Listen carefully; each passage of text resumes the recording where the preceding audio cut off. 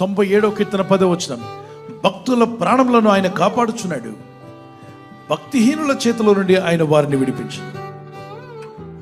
ఈ వాగ్దానం పట్టుకో. ప్రభు, నేను, నా కుటుంబం, నా పిల్లలు, నా ఇంటివారు యవనస్తులు అయితే ప్రభు నా జీవితం. ఒకవేళ రేపనే రోజు యవనస్తురాలు అయితే నీకు దేవుడు ఒక కుటుంబం ఇస్తే, ఎస్, నేను భక్తుల లెక్కలో ఉండాలి, నా కుటుంబం కూడా భక్తుల లెక్కలో ఉండాలి. భక్తిహీనుల లెక్కలోకి నేను వెళ్ళకూడదు. భక్తుడు భక్తిహీనుడు అంటే భక్తి లేని వాడిని భక్తిహీనుడు అంటారు. భక్తిహీనులు ఎప్పుడు కూడా కీడు చేయాలనుకుంటారు, నష్టపరచాలనుకుంటారు, నీకు చెడ్డ పేరు తీసుకురావాలని ఆశపడతారు, నీ ఉద్యోగంలో నీకు అడ్డుపడుతూ ఉంటారు, నీ ప్రమోషన్లో ఆటంకపరుస్తుంటారు. భక్తిహీనులు ఎక్కడున్నా పొరుగువానికి కీడు చేస్తాడట. గుర్తుపెట్టుకోండి, భక్తిహీనుడు, భక్తి లేనివాడు తన పొరుగువానికి కీడు చేయాలని వాడు మనసు తహతహలాడుతుంటుందట.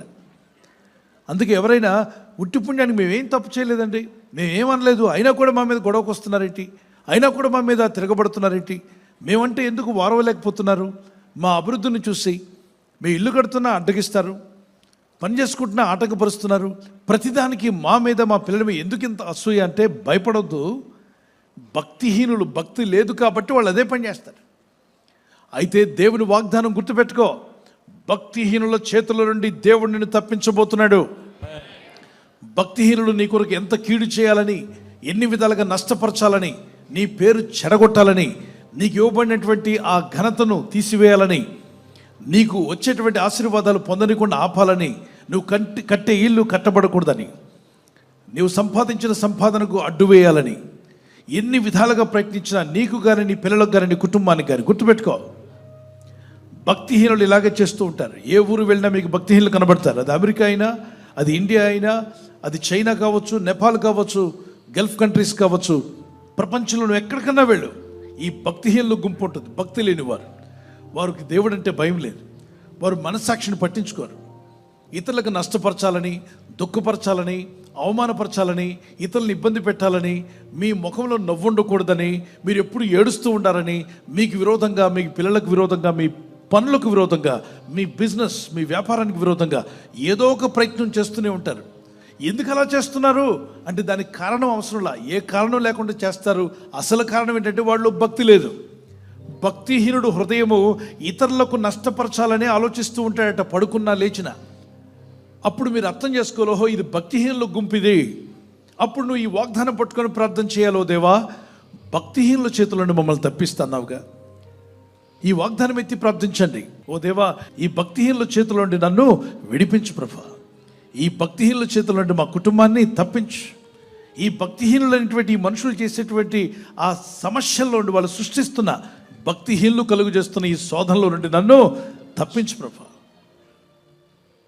అని అనుదినం నువ్వు ప్రార్థిస్తే, రేపు ఏదైనా కీడు చేయాలనుకున్నా ఆ కీడులో నువ్వు పడకుండా దేవుడు తప్పిస్తాడు. ఒకవేళ నువ్వు భక్తిహీనుడిగా ఉండి కూడా కాపాడబడుతున్నావంటే దేవుడు నిన్ను ప్రేమిస్తున్నాడు. ఇకనైనా నువ్వేమవుతావని, భక్తుడిగా మారుతావని, ఇకనైనా పాఠం నేర్చుకొని నువ్వు భక్తుడు అవుతావని. ఎవరిని నేను అంత భక్తిపరుని కాదు కానీ తప్పించబడ్డానంటే ఆయన ప్రేమ ఇకనైనా నువ్వు తెలుసుకొని భక్తుడు అవుతావని ముందుగానే దేవుడు నిన్ను ఎంతగానో ప్రేమించి, నువ్వు ఆయన ఎరక్క ముందే ఆయన నిన్ను ప్రేమిస్తూ కాపాడుతూ వచ్చాడు. నమ్మిన వారు గట్టిగా దేవుడికి స్తోత్రం చేయాలి. ఆయన చేయి పట్టుకొని ఈరోజు క్షమించమని అడిగి, భక్తునిగా మారుతాను ప్రభా, భక్తి కలిగి జీవిస్తాను, నాలో భక్తిహీనత ఏమైనా ఉంటే తీసేయి, నాలో కానీ, నా పిల్లల్లో కానీ, నా కుటుంబంలో కానీ భక్తిహీనత అనేది మాలో తీసివేయండి, భక్తుని లెక్కలో నన్ను పెట్టండి. అలాగే నా జీవితం, మా కుటుంబం, మాకున్న ఆర్థిక విషయాలు భక్తిహీనుల చేతిలో పడిపోకుండా, మా పిల్లలు భక్తిహీనుల చేతిలో పడకుండా, మా కుటుంబాలు భక్తిహీనులు పెట్టే ఇబ్బందుల్లో పడకుండా తప్పించమని ఎంతమంది అడుగుతారు? చేయండి, ప్రార్థన చేయండి. ప్రమాదాల నుండి తప్పించేవాడు ఆయనే.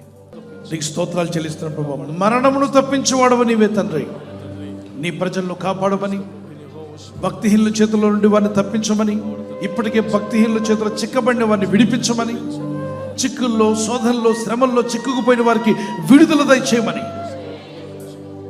నీ ప్రజల కొరకు ప్రార్థిస్తున్నాను. నీ ప్రజల్లో భక్తిని పెంచు, భక్తులు ప్రాణములను కాపాడుచున్నవాడా నీకు స్తోత్రాలు చెల్లిస్తున్నాను. ఈ రాత్రి నెమ్మదితో పండుకొని సురక్షితంగా కాపాడబడినట్లుగా నీ అగ్ని కంచి వేసి మమ్మల్ని కాపాడండి. మీ చిత్తములో కొనసాగే కృప అందరికీ దయచేయమని యేసుక్రీస్తు ప్రశస్త నామములో వీరందరికీ చక్కని నిద్ర దయచేసి తెల్లవారు లేచి కృపను మాకిమ్మని క్రీస్తు నామములో అడిగి వేడుకుంటున్నామా పరలోకపు తండ్రి. ఆమేన్, ఆమేన్. ఈ వాగ్దానాన్ని మీతోనే ఉంచుకోకుండా లైక్ చేయండి, షేర్ చేయండి. అనేకులు ఈ యొక్క ఛానల్ సబ్స్క్రైబ్ చేసుకోమని తెలియపరచండి. సబ్స్క్రైబ్ చేయని వారు కూడా సబ్స్క్రైబ్ చేయండి. Good night. God bless you.